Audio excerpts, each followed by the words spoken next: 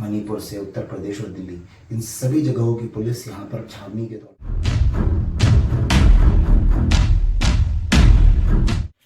नमस्कार, मैं हूं आसिफ निशात और आप देख रहे हैं वाइब्स 24। जैसा कि आप लोग जानते हैं कि दिल्ली कोर्ट के द्वारा कल एक बड़ा फैसला आया है जिसमें शर्जील इमाम सहित 11 लोगों को जामिया हिंसा से आरोप मुक्त कर दिया गया है। शर्जील इमाम वही हैं जिनका नाम दिल्ली एनआरसी सीए प्रोटेस्ट के दौरान वहां के नियोक्ता और वहां नेतृत्वकर्ता के नाम पर सामने आया था, जिनके बाद कुछ आपत्तिजनक भाषण कथित तौर पे जो उन्होंने दिया था उसको लेकर कई जगह पे एफआईआर हुई थी। और उस सिलसिले में जब जेल गए, जेल जाने के बाद उन पर दिल्ली हिंसा और जामिया हिंसा जैसे केस में भी उनको आरोपी बनाया गया था, जिसमें कल दिल्ली कोर्ट ने ऐतिहासिक फैसला देते हुए उनको आरोप मुक्त कर दिया गया है।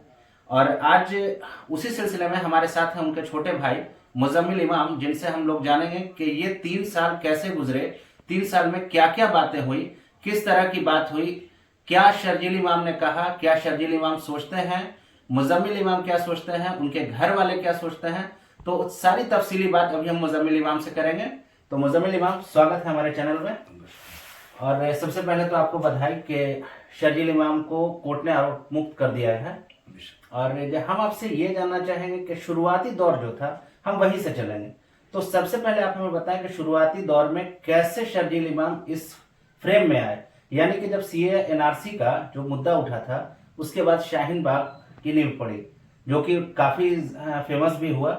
तो आप हमें शुरू से बताएं कि शाहीन बाग कैसे शुरू हुआ, शर्जील उसमें कैसे आए, क्या क्या मामला है, इसमें आपसे हम सारी बात जानना चाहेंगे। देखिए, जो ही हिंदुस्तान में जब सीएनआरसी का मुद्दा उठा और संसद में पेश होने वाला था ये मुद्दा, तो शर्जील एक स्कॉलर के हैसियत से इन चीज़ों के बारे में पढ़ते रहते थे और उनको इस चीज़ की जानकारी हुई कि कोई एक ऐसा कानून आ रहा है जो कि आज में मतलब कह सकते हैं कॉन्स्टिट्यूशन के ख़िलाफ़ है और हिंदुस्तान में किसी कह सकते हैं पर्टिकुलर रिलीजन के ख़िलाफ़ है।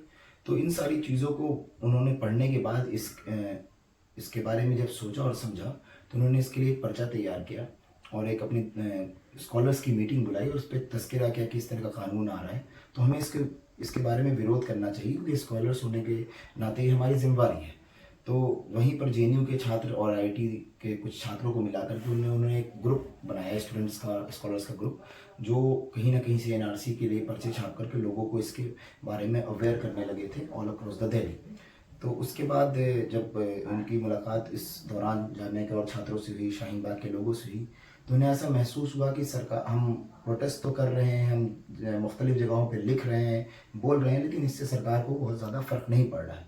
तो उन्होंने अपने और आईआईटी और जामिया और जेएनयू के कुछ साथी दोस्तों के साथ मिल करके शाहीन बाग में एक प्रोटेस्ट करने का प्लान किया, जो कि पहले कह सकते हैं एक मार्च के तौर पर शुरू हुआ और बाद में वो सिट इन प्रोटेस्ट के तौर पे अंजाम हुआ, जो कि सारा हिंदुस्तान और सारी दुनिया जानती है उसके बारे में। तो शर्जील इमाम को जब जैसे कहा जाता है, बकौल शर्जील इमाम ने ट्वीट करके कहा था कि हम सरेंडर कर रहे हैं, ये तकरीबन शाहीन बाग के बाद 28 जनवरी को ये ट्वीट आया था कि मैं सरेंडर कर रहा हूँ दिल्ली पुलिस को।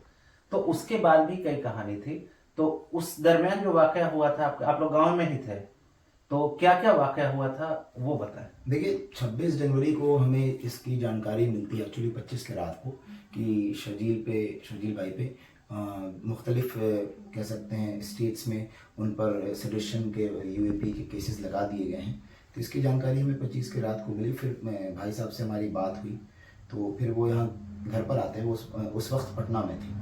उसके बाद बात होने के बाद जो घर आते हैं तो 26 की सुबह ही यहाँ पर हज़ारों की संख्या में कह सकते हैं पुलिस वाले यहाँ पहुँच चुके थे मुख्तलिफ स्टेट से, जैसे कह सकते हैं आप आसाम से, अरुणाचल से, मणिपुर से, उत्तर प्रदेश और दिल्ली, इन सभी जगहों की पुलिस यहाँ पर छावनी के तौर पे पूरा का मतलब कह सकते हैं हमारे क्षेत्र को कन्वर्ट कर दिया था उन लोगों ने। उसके बाद जब हम बात कर रहे थे, क्योंकि वहाँ पर हमारे पास ना वकील था, ना हमारे पास कोई इन्फॉर्मेशन था रिगार्डिंग एफआईआर की किस तरह की चीज़ें हैं, कौन कौन से प्रावधान लगाए गए हैं और क्या इल्ज़ामात उन पे चार्जेस लगाए गए हैं, उसकी कोई जानकारी नहीं थी। तो हमने बेहतर यही समझा कि जब तक हम वकील से कांटेक्ट नहीं कर लेते हैं तब तक हम सरेंडर नहीं करेंगे। तो उसके बाद हमने 26 तारीख को वकील से कांटेक्ट किया और वो फिर आते हैं वहाँ से मतलब सारे पेपर्स अरेंज करके वो 28 की तारीख को यहाँ सुबह यहाँ पहुँचते हैं। तो मसला ये है कि हम टेक्निकली देखिए, इसमें बहुत छोटी सी बारीकी ये है कि टेक्निकली अगर कोई सरेंडर करता है तो वो कोर्ट के सामने सरेंडर, उसको ऑफिशियल सरेंडर माना जाता है। बट जो कि यहाँ पर इस क्षेत्र को प्रॉपर छावनी में कन्वर्ट कर रखा था और सारे लोग इस चक्कर में लगे थे, सारे स्टेट के पुलिस, की किसको क्रेडिट मिल जाए और कौन शर्जील को अरेस्ट कर ले। बट तब भी हमें तो सरेंडर करना ही था, क्योंकि हमें पता था कि इस जो ड्यू प्रोसेस है न्यायपालिका को, उसको फॉलो करके ही हमें अपना बैटल जीतना है और अपने आप को बेगुनाह और निर्दोष साबित करना है। तो हमने जब सरेंडर करने के लिए वकील हमारे पास आ गया, जब हम कोर्ट की तरफ जाने लगे तो हमें महसूस होता है ऐसा कि पूरा जो क्षेत्र है उसको बिल्कुल लॉक कर रखा है और हम इससे बाहर नहीं निकल सकते हैं। तो फिर उसी टाइम वकील से जब बात हुई और हम दोनों ने फैसला मिलकर लिया, शर्जील भाई ने और वकील ने, कि हम बेहतर है कि हम थाने में जाके अमंग्स पुलिस कह सकते हैं ऑफिशियल, हम अपने आप को सरेंडर करते हैं, क्योंकि हम कोर्ट नहीं पहुंच पाएंगे और ये चाहते हैं कि हमारा सरेंडर ना हो और ये हमें दिखा सकें कि ये एक भगौड़े के तौर पे शर्जील को दिखाने की कोशिश की जा सके। तो इस वजह से हमने थाने में जाकर खुद को सरेंडर किया था। उस वक्त बिहार पुलिस और दिल्ली पुलिस में कुछ झड़प की भी खबरें आई थी। हाँ, बिहार पुलिस और दिल्ली पुलिस में झड़प इस बात की थी कि जो दिल्ली पुलिस चाहती थी, या यूपी पुलिस, शायद मुझे एग्जैक्टली याद नहीं, वो चाहती थी कि वो शर्जील को डायरेक्टली यहाँ से अपने साथ लेके जाएं। बट जो नॉर्मल ऑफिशियल प्रोसेस है, जो कि लीगल प्रोसेस वो ये है कि आप जिस पर्टिकुलर एरिया में आप हैं और जहाँ से आप अरेस्टिंग कर रहे हैं, वहाँ लोकल थाने को आपको साथ में लेके चलने की जरूरत है और लोकल थाने में कहीं ना कहीं आपको एक एंट्री करनी होगी कि इस पर्टिकुलर एरिया से इस इंडिविजुअल को मैंने यहाँ से अरेस्ट किया, या कह सकते हैं जो भी सरेंडर हुआ और उन्होंने हैंडओवर किया और मैं इसको लेकर दिल्ली जा रहा हूँ। तो वो तैयार नहीं थे, वो चाहते थे कि उनको क्रेडिट मिले कि उन्होंने अरेस्ट किया और वो उसको लेके जाना चाह रहे थे। बट यहाँ पर लोकल थाने के जो ऑफिशियल थे उन्होंने बोला कि ये थाने में आके उन्होंने यहाँ पर आत्मसमर्पण किया, तो आपको जो नॉर्मल प्रोसेस है डायरी एंट्री के बाद ही हम आपको यहाँ से ट्रांजिट रिमांड आपको दे पाएंगे। अच्छा, ये बताइए कि अब तक जैसे शर्जील इमाम पे जब सेडिशन के केसेस हुए तो कौन कौन से स्टेट से कौन केस किया गया था? सबसे पहले तो दिल्ली, असम, अरुणाचल प्रदेश, मणिपुर और अलीगढ़, उत्तर प्रदेश। और जब ये इन्होंने सरेंडर किया या अरेस्ट हुए, जो भी कहा जाए, तो उसके बाद भी कुछ केसेस इन पे लगे थे। हाँ, वो कौन से केसेस? जब ये जेल इन्होंने सरेंडर कर दिया और ये मतलब पुलिस कस्टडी में थे, उसके बाद फिर तिहाड़ जेल गए। उस दौरान इनके सरेंडर करने के एक महीने बाद और 2 महीने बाद और 6 महीने बाद लगभग 3 केसेस इन पे लगाए गए साइमल्टेनियसली। एक पहला इन पे सबसे पहला जो केस लगा वो जामिया वायलेंस का केस लगा, और दूसरा फिर इन पे दिल्ली वायलेंस का केस लगा, दिल्ली दंगे का, और तीसरा एक और जामिया वायलेंस का केस था जिन्होंने इनको नामजद किया गया लगभग 7-8 महीने बाद। 7-8 महीने बाद। तो आप शर्जील से मिलने दिल्ली जाते रहे हैं जी। तो क्या उनकी सोच क्या है, क्या समझते हैं वो? मतलब यहाँ बाहर से तो बेखबर हैं पूरी तरह से, तो क्या सवाल आपसे करते हैं, क्या जानना चाहते हैं? नहीं, देखिए, बाहर से बेखबर तो पूरी तौर पे नहीं है, क्योंकि वो अखबार के माध्यम से सारी चीज़ों से अवगत हैं, अखबार पढ़ते हैं, मैगजीन्स पढ़ते हैं। तो बाहर की दुनिया में क्या चल रहा है एक इंटेलेक्चुअल लेवल पे या फिर एक सामाजिक ताना बाना क्या चल रहा है, वो सारी चीज़ों से कहीं ना कहीं अच्छा खासा अवेयर हैं। तो रही बात उनकी, तो वो वही बोलते हैं कि कितने दिन रख सकते हैं, क्योंकि मैं बेकसूर हूँ, मुझे पता है, और मैंने वही काम किया है जो मेरी कॉन्स्टिट्यूशनल राइट्स के अंतर्गत आता है। मैंने कोई भी ऐसी चीज़ नहीं की है जो कि हमारा संविधान या हमारा देश जिसको अलाउ नहीं करता है। किसी के देशद्रोही कह देने से मैं नहीं हूँगा। हमारा जो कोर्ट का लॉ का प्रोसेस है, अगर उसको फॉलो करते हुए मैं निर्दोष साबित होऊंगा, ये लोग खुद जानेंगे।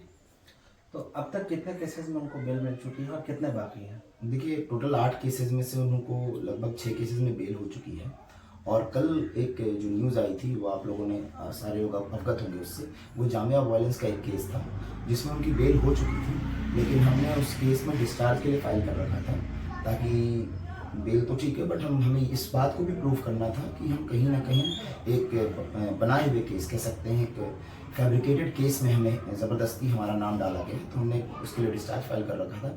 और माननीय न्यायालय ने इस बात को माना कि शर्जील को ज़बरदस्ती उस केस में फंसाया जा रहा है, और माननीय न्यायालय ने इस चीज़ को यहाँ तक बोला कि आप शर्जील को एक बलि का बकरा बना करके अपना पल्ला झाड़ना चाहते हैं, और जो मेन कल्प्रिट्स हैं आप उनको अरेस्ट नहीं करना या उनके बारे में इन्वेस्टिगेट नहीं करना चाहते। तो अब ये बताएं कि इस फैसले के बाद आपके गांव में, आपके घर में, आपके परिवार में क्या रिएक्ट कर रहे हैं? देखिए, जाहिर सी बात है, देखिए छूटेंगे तो वो नहीं अभी, क्योंकि उन पे कुछ मामले और चल रहे हैं जिसके लिए हम तत्पर हैं कि जल्द से जल्द उनको भी क्लियर कराएं और जो कोर्ट का प्रोसेस है उसको फॉलो करते हुए। लेकिन ऑब्वियस सी बात है कि लोगों में खुशी का एहसास है, कम से कम एक माँ या एक भाई, एक पिता, जो भी हैं हमारे परिवार के लोग, उनके लिए इस बात का खुशी का एहसास इसलिए है महत्वपूर्ण क्योंकि कल तक एक लड़का जिसको देशद्रोही बताया जा रहा था, जिसको आतंकी बताया जा रहा था, एक मीडिया चैनल्स द्वारा या लोकल कुछ कह सकते हैं पॉलिटिकल पार्टीज द्वारा, तो कहीं ना कहीं आप जब एक कोर्ट इस बात को बताती है कि वो लड़का एक बेकसूर लड़का है और उसको कहीं ना कहीं एक राजनीतिक साजिश के तहत फंसाया जा रहा है, तो ये बहुत राहत की बात है। कम से कम कल अगर मुझसे कोई बोलता है इस बात को कि तुम्हारे भाई ने ये गलत किया है, तो मैं वो ऑर्डर उसके सामने रख सकता हूँ और मैं दिखा सकता हूँ कि आप क्या आप न्यायालय से बड़े हैं।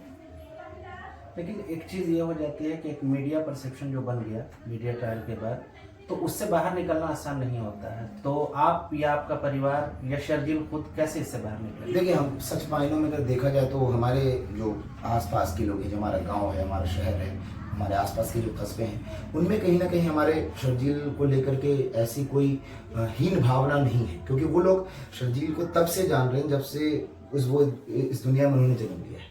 उन्हें पता है कि शर्जील इमाम कैसा है, शर्जील इमाम की तालीम क्या है, शर्जील इमाम की जहनियत क्या है, वो सारे लोग जानते हैं। देखिए, मीडिया ट्रायल उन लोगों के लिए हो सकता है थोड़े वक्त तौर पे जिनको शर्जील इमाम को जो नहीं जानते हैं या जो जिनका एक एजेंडा है, वैसे लोगों के लिए मीडिया ट्रायल काम करता है। और ये ऐसा नहीं है, देखिए, अब अगर बात करिए देशद्रोह और जेल जाने की बात करिए तो हमारे स्वर्गीय जॉर्ज फर्नांडिस साहब, जो पूर्व डिफेंस मिनिस्टर रहे हिंदुस्तान के, उन पर भी सेडिशन का केस लगा था, वो भी जेल में रहे हैं। ऐसे इमरजेंसी के टाइम कितने बड़े बड़े लीडर्स पे देशद्रोह का केस लगा के उनको जेल में डाला गया है, कितने लोगों ने रेल की पटरी पे मवाद डाला है। ये जो प्रोटेस्ट करके जाने की बात, जेल जाने की बात है, ऐसे प्रोटेस्ट आपको ये गांधीयन टाइप ऑफ प्रोटेस्ट भी माना जा सकता है। गांधी जी ने भी अपने दौर में किया है, उसके बाद आज़ादी से लगातार इन 70-75 सालों में ये चीज़ें होती रही हैं। तो ऐसा कुछ नया नहीं किया मेरे भाई ने कि वो देश का गद्दार हो जाए या देश समाज से बाहर हो जाए।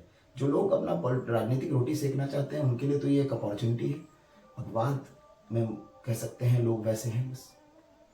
बहुत बहुत शुक्रिया, और आने वाले वक्त के लिए आपके लिए, शर्जील के लिए बहुत सारी शुभकामनाएं। जल्द बाहर आएँ और आपके साथ हों। और ये थे मुजम्मिल इमाम, जो जेएनयू के शोधकर्ता छात्र शर्जील इमाम के छोटे भाई हैं और इस वक्त मौजूद थे हमारे साथ, जिन्होंने कई मुद्दों पर खुलकर बातचीत की और हम लोगों ने उनकी सारी बातों को सुना और समझा। तो बहुत बहुत शुक्रिया मुजम्मिल।